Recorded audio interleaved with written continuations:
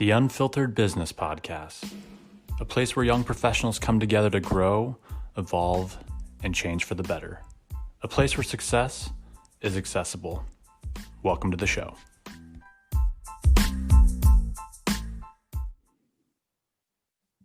Welcome to episode 4 of the Business Unfiltered Podcast.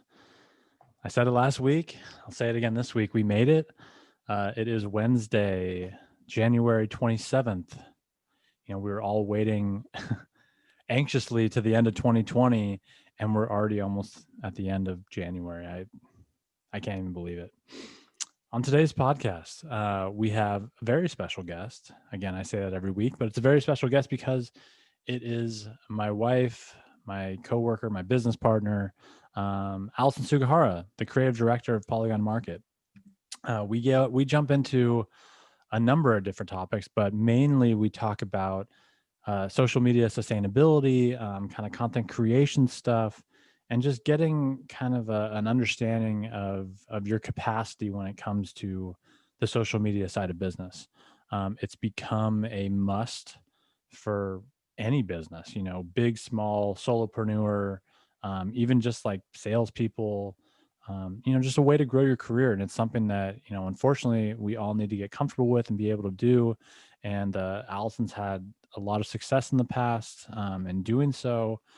She's recently done very well on TikTok, which is the new hot commodity in the social media world. So we talk about that, and we kind of dive into all different aspects of, what we're expected to do, how to avoid burnout. We cover a lot. I think it's a great conversation, and I think you guys can get a lot from it. So before we jump into that, couple things that we got to do around here. I wanted to fill you in on kind of what things are happening here. I have a new microphone here, as you can see. We will see if this sounds better. I know it's been tough the last few weeks. The levels are up and down. The guest volume usually up, my volume's usually down. I'm working on figuring that out. Next will be the video.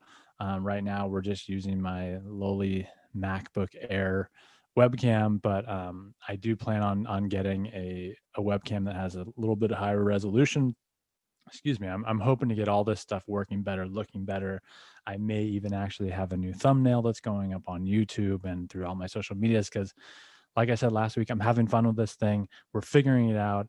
You're coming along the journey with me. We're doing this together. And so there's going to be things that are changing, things that are happening. We might be messing with the structure of the show coming up.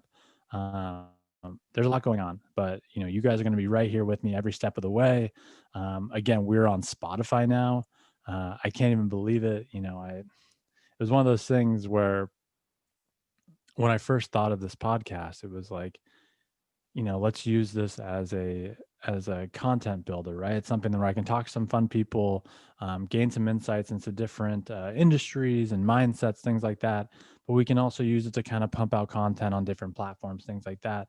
But it's kind of become this little passion of mine, and I want to make it as good as it can be.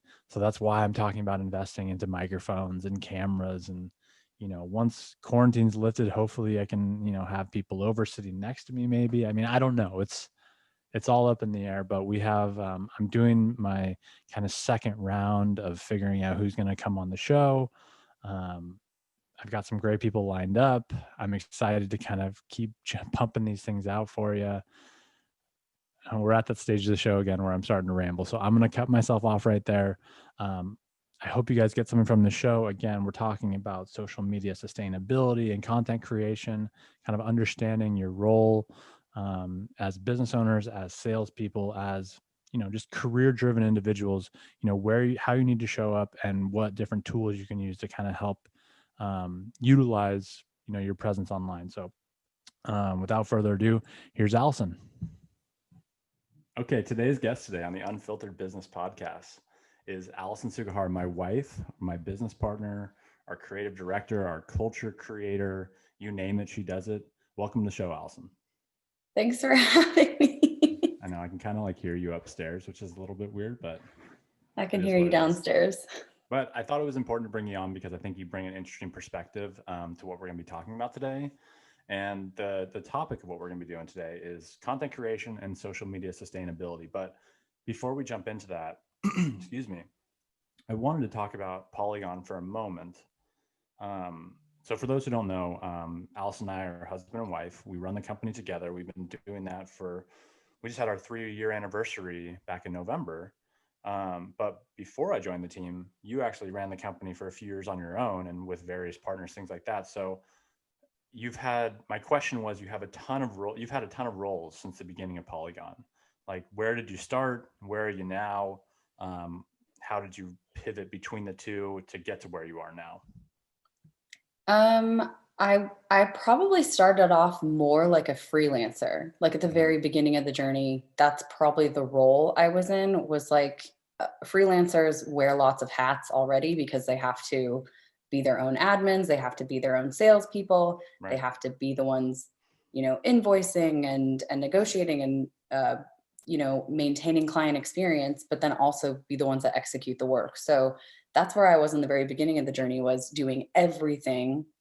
And I feel like my visions just were so grand that every time I hit kind of maybe a wall is when I started reevaluating my position in the company. So when I felt like there was nowhere I could go or grow, that's when I realized, like, oh, well, I do love design, but I should probably bring on other designers that are just as talented or can help me out with some of the overflow of work. And then I started getting into a position of being that, client manager or front facing. And I kind of hated that work as well. And which worked out well when I joined the team, because that's yeah, I that's my mean, sweet spot. before you joined the team, there were other people that I was trying to have fulfill that role of going out there and getting sales, being, invoicing, and then also managing the client's expectations. Right. Kind of the So that I operational could side of things. exactly really focus on the design, because that's what I loved. But my role now has changed a lot, and I feel like it's just been kind of like crossing the bridge when I get there situation. Right. And I know none of realizing it that, seems like completely premeditated. It's more just like an yeah, evolution of kind of how things go and what happens in the business. Because the one thing that I would say that we do pretty well is we're always kind of like evaluating where we're at. It's like kind of getting an understanding of where we are, where we want to be, and how we get there. And I think that's why your position has changed so many times. well, I think you've also seen me change what I want to do, because I always thought that I wanted to only be a designer. Right. And then I realized I don't really like designing for other people. I like designing for myself, so then I'm a Right. designer, but like not for our company. I'm a But you designer do have a for Polygon talent. stuff. You do have a really good eye for these things. And so it's nice having you around to be kind of the high level, um, you know, for a long time, your role was a creative director. Like you were kind of in charge of the direction of each project. Hey, we meet the client, we hear their inspirations, we hear their ideas. Let's create a direction for our designers, developers, things like that to follow. And I Yeah. think you fit in that role really, really well because of kind of your eye and the things that you gravitate towards. Yeah, I still really enjoy that part of it, but now I think because of all the success I've had on TikTok, I find this like other calling that's trying to be more community facing. So Well, that's it's a perfect been segue into interesting. like my next question is, like, now we're considering you kind of like this culture creator, which it's another one of your strengths, right? It's that you're almost authentic to a T, where that's the only way you can show up, right? And I think now in 2020, moving into 2021, especially with this small business movement, the authenticity side of things is going to play a huge role in sales for small businesses, social media presence, all that kind of stuff. I mean, what would you say, your focus is, rounding out 2020 into 2021? Right now, I think that, well, because we've had meetings about this, but I'm trying to I know most of these work. questions. I want everyone else to know, because I think it's interesting. And again, I think we're moving in a direction that's not as prototypical as what others may be thinking. And that's why I wanted to bring you on. Yeah. And especially because this year has been a whirlwind, and what I've learned from this year is assessing kind of like my capacity and where I'm at mentally and my mental health, and sustainability and all of that, because that's what I'm realizing is most important, is taking care of yourself and taking care of like your personal, needs in order to show up as a business owner, because that's what you and I are very passionate about. So when it comes to rounding out 2020, it's still like clearing all of the shit that I've been sorting through, and then trying to kind of just like get the website on the same page as how we're feeling, and trying to get it to convert more, or do some of the things that we had wanted to do in terms of like creating maybe a brand consultation offer that is right on the homepage, like making things very straightforward. So my goal for rounding out 2020 is to kind of just like put all our ducks in a row, Right. so that I can kind of, and like, again, like clear out all that shit, so that by 2021, I feel much more energized and excited to move forward. And I think for 2021, we know this, but I think it's really interesting. Like you said, I'm showing it more on the community side. There's this element of humanizing brands, and that's going to be a huge trend for 2021. I think to an extent we've always kind of done that, and so that's where I really want to put my focus, is humanizing our brand and making sure that we're still really approachable and like your best friend that you can go have a beer with, but like we'll do all this awesome shit for you, Right. And well, I mean, again, you're kind of leading me down this road here. It's exactly where I want to go with it, is that, social media for business, I mean, 10 years ago wasn't really a thing, right? I mean, we had Facebook, and that was just a way for us to follow our friends, things like that. But I would say since like 2014, 2015, that time, like social media has become a must for all businesses. You have to have some sort of presence. Doesn't mean you have to be posting every single day, but you need to be there. And so what would you say has been kind of the struggle for most businesses when it comes to showing up? We can talk about the authenticity, but like leading up to this year, that wasn't necessarily the case. It was more about just like, I think I need to do this. So what Yeah. is your kind of insights on that side of it? I think what most small business owners struggle with is the amount of information and work it takes to run a successful social media campaign. Really, like, you should have a team running it. That's just, if you want the most effective strategy that'll like convert for you and work, in tandem with sales, marketing, everything working together. Right. Ideally, you want to have a team, but how does a solopreneur, or how does a small business owner have the budget or like the capacity to be able to even think about, running a social media campaign? I think that's one of the biggest pain points for them. And I think that's why like I've gone down this route of sustainability, where it's like, if this is how you need to show up, just show up, because we have so many tools. It's like now that TikTok and Reels and like Instagram stories and TV and YouTube, and now YouTube is rolling out Shorts, which is like their version of TikTok. Like, who in their right mind can keep up? Like, we are in this industry, and like it's our job to know, and like I still can't keep up. So I think that like get everybody like being able to give themselves like kind of some space to figure out what is right for them is what they should be focusing on, because that's what I see as like a huge problem. Well, I like the idea of like just showing up, right? I think one of the things that we run into a lot with our clients is that they feel the need just to be there, right? They want to be a part of the party, whether that's Facebook, Instagram, TikTok, YouTube, you name it. It's like they feel like they need to be there. But if you're just going to be doing the bare minimum, it's like you might as well not be there. Yeah. And also like, a lot of people are always like, well, how do I do this? Like, now that like Reels is the thing, like, how do I get on Reels? The moment you learn about it and you master it, like something else is going to come along. So, it's like when it comes to social media, I feel like you almost have to fly by the seat of your pants. You have to be willing to put yourself out there, right? Yeah. You have to be willing. And that's where it comes back. We can circle back to the authenticity thing, because I think the movement that 2020 has taught us is the ability to be raw, the ability to be, to not the, I guess what I'm trying to say is like, for a long time, we felt like we all had to be very polished, very like overly produced. Like, this thing needs to look good. This thing needs to sound amazing. We need to have these amazing shots that kind of pan across. And it's like, you can get your message across with an iPhone. Like you can get your Definitely. message across with, an iPhone 5, whatever it is, like just be there. And I think I if you're speaking truly, it's gonna connect. And that's the point of all this.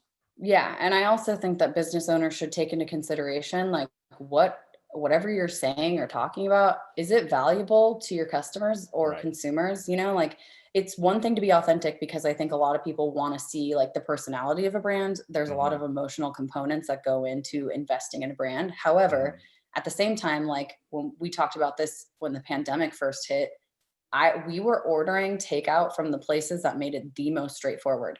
Right. So there's also, if you actually want to convert your customers, then you also have to think about how valuable the information is that you're putting out or how easy you're making the purchasing journey as well. Right. It's not as hard as you think it is. Like people posting their hours, that's not like a mundane piece of content. That's like very informational, informative, and helpful. Right. Well, I think we were talking about it recently where it's like, don't make your customers burn calories. Like make it easy for them. So yeah, I 100% agree with that. And I want to kind of pivot over to the more sustainability side, right? Um, there's a burnout that comes along with social media. We've all kind of experienced it. We're trying to keep up, and what happens is either you get completely burnt out and you just have to like give up and give yourself a break, or you start putting out just terrible content. So like, what would be if you were in a consultation with a client and they're saying like, hey, we need to show up on all these different platforms, and you can see it in their eyes that they're not going to be able to keep up, like what would you recommend to them? Well, lately, so I just did a presentation with Upward that's run by Honeybook Hmm. around kind of more that sustainability piece. And honestly, I think something that we don't consider is the capacity. What is the actual amount of time you're able to put into social media? And what are your goals? And then how can you merge that together? So if your goals are, and even your audience, right? So like if your audience is like a younger audience, then you're probably going to want to be on Instagram. If you want to build more of your email list, you can still do that on Instagram, so that if that's your goal, like one thing. I think Hmm. that the problem we have with social media is we think we have to be on all these platforms. We think we have to do all these things. But really, if you kind of like thought about it like a campaign, one goal, this is my target audience and this is the platform I'm going to be on. But also then like assessing what is my capacity for this? Do I have the Hmm. time to create the content for it? Or do I have like a backlog of content? Or do I have a team member?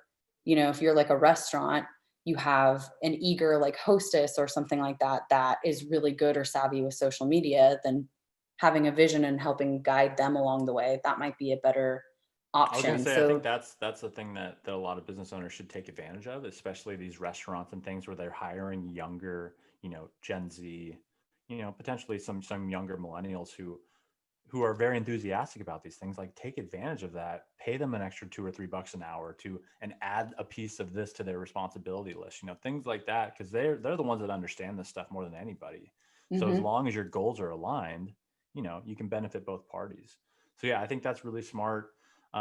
What do you think about the comparison that we're always trying to make to our competitors, things like that? Because that's something uh, that everyone gets wrapped up I fucking hate it. in. Because we're all guilty of it. Like when unless you're using Instagram what it was originally intended for, which is just like share pictures of your latte, then Mhm. like, but even so, like even with our friends, like we've had conversations around this and they feel this element of comparison. And so you start to like create this like ideal life on paper or on a Right. screen. And that shit just needs to go. I feel like we're getting to the point where people are reaching burnout. They're really sick of feeling this way and having Right. social media like take a toll on their mental health.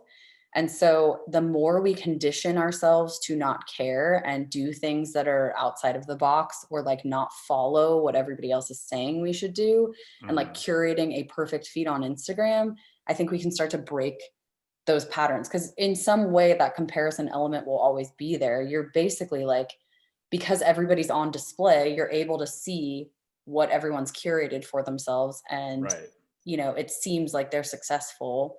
but really it has nothing to do with you and your success. But it takes away from that.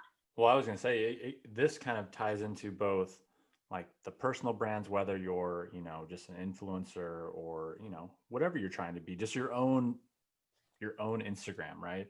Or you're a business owner, because it's like, hey, this one restaurant, they're posting 5 times a day. They're on multiple platforms. They're doing this. Like, what do we need to be doing? So I think you kind of hit it on the head, where it's like, just focus on yourself. Do what makes you happy, do what benefits your business or your brand, whatever you want to call it, and do it in a way that, is sustainable for you. Because otherwise, you jumping on it and going hard at it for 2 weeks and then being completely burnt out and stopping isn't going to do anybody any good, right? It's being able to somehow make it a part of your, daily activity while still making it fun, Mm-hmm. because that's what these things are created for. Unfortunately, Instagram has become this pay to play platform, but TikTok is now out there where, virality is a possibility for everyone.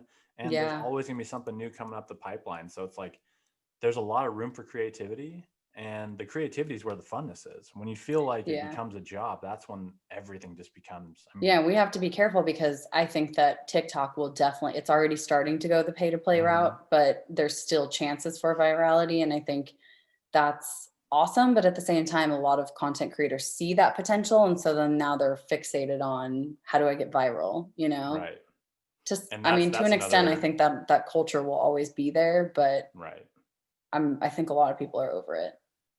I agree. I mean, I think if you talk, I mean, we have many social media marketers in our network that we talk to. And I think the majority of them are like, like it's their job. They love it to some extent, but the competition is so fierce now. And because Instagram is kind of a pay to play place, like the organic reach has gone down a lot. I see it on Hmm. LinkedIn all the time. I'm trying to Yeah. put stuff out there, and I'm like, why is this only being seen by 50 people? Whereas my last post got seen by 600 people, But it's that's like, kind of crazy too, because you think about it and you're like, if you were to be in a room with 50 people, it's kind of a lot of people. it is Like, a lot of we people. start to see people as like statistics or not, I know. and that's really difficult. Is like, well, it only got viewed by this many people. But if you get one comment and that was a very engaged comment, or they've like asked you a question about what you do, that's really valuable information. I 100% agree. And I think that's like the right way to think about it. And I think if we are able to like to think of it in terms of the community aspect of what these social medias were originally planned to do, was build a community, whether it was your friends or you're finding new people.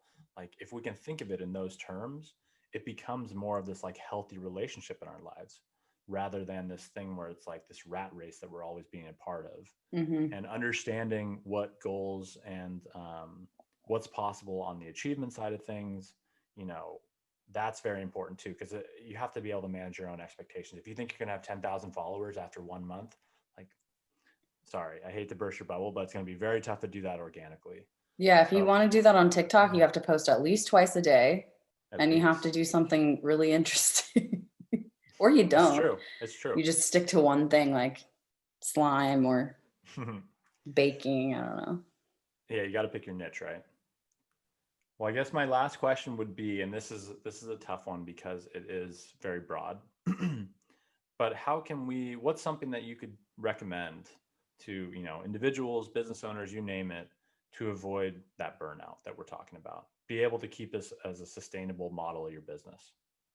I would say carving out intentional time for yourself is the number one thing that you can do, because it sounds silly. Like, I know business owners are so busy. We're all really busy. But if you don't actually carve out that time as if it's like your client's time, like actually block that time out for yourself, you're fucked. Like, because like if you never take that time for yourself, you need to like fill your cup in order to be able to like give to other people, then you're going to hit burnout every single time. Like, you're going to be stuck in a burnout loop. And And your content's going to sometimes, suffer too. Yeah. definitely, I mean, then everything becomes like you're going through the motions. Right. And And that's the goal, right? Is to be able to always be able to create something new and interesting. And new is a rough term, but like, be able to kind of push the boundaries of what you're trying to do and communicate it authentically. Yeah. And if Cause you're I not mean, putting the I time think, aside, it's gonna be hard to do that. yeah. And I think while it's very important to consistently show up on social media, it's also, you have to think about like, if you're putting out content in kind of this like I said, going through the motions kind of style, then a lot of your effort is being put out and you might not have a lot of ROI from that. Right. So you have to think about like what productivity actually means to you. Mm-hmm. And to me, like, because right now we've taken a huge break on like social media, but like I feel like I need to take time away to like put our ducks in a row and like really Reevaluating. understand. Right. Yeah. And I know that time spent on myself or like actually like brainstorming and ideating behind the scenes is so much more valuable than Mhm. like trying to be on social media when I have nothing to say. Yeah, I mean the nothing to say thing is very interesting because I think that's when people really get out there and they start pushing stuff where you're like, is this a social media manager that's taking over this account? Is this, are they getting lazy? That's when those views are going to start going down because it's like, I don't look forward to your content anymore. So I Mm-hmm. think being able to find a way to, like you said, set some time aside, be able to make it a part of your day that you enjoy, that you don't, dread all day. Like, oh man, we got to post something today. It's like, no, or, we talked about it too, like being able to schedule things out in a manner that's appropriate for everyone. There's Yeah. Or plenty of even like, platforms out there. I think something that people take for granted or don't even take into consideration is information that's coming your way, like the data. What is the data showing you? So, like, what frequently asked questions are coming your way from clients, like on a daily basis? Right. People that are in their storefronts, like retail and restaurants, Right. people are probably asking you lots of questions. So, take that as and think of it as like content for your social media. That's a great point. Well, Allison, this was great. Um, I'll see you later, like when we make lunch or something like that, but it's shameless plug time. So, I mean, it's your chance to plug our business. So, how can people find you? Okay, well, I'm most active on TikTok, so you can find us on TikTok. That's where you're going to find out more about my life and Derek's life behind the scenes, but also some business tips, which is great. And you can definitely always come to our website to find out what we do, www.polygonmarket.com. And TikTok, your handle is Polygon Market, right? Polygon Market, Yeah, yeah. it's not Allison. So Nope. cool. Well, thanks for being on the show. We'll talk to you later, like in 2 minutes. Okay, love you. Love you. Bye.